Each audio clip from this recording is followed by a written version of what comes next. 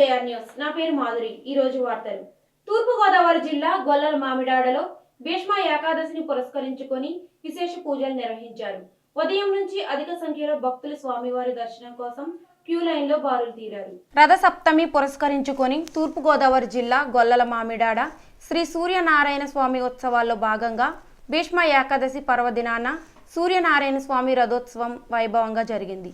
మేళతాళాలు, కోలాటాలు, వివిధ రకాల వేషధారణల నడుమ శ్రీ ఉషా ఛాయ పద్మిని సౌన్య సమేత సూర్యనారాయణ స్వామి వారిని రథంపై గ్రామంలో ఊరేగించారు.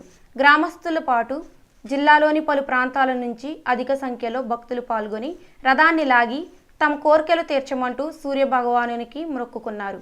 భక్తులకు ఎలాంటి అసౌకర్యం కలగకుండా ఆలయ కమిటీ పోలీసులు పలు చర్యలు చేపట్టారు. ఈ రోజు సాయంత్రం స్వామివారి కళ్యాణం జరగనుంది.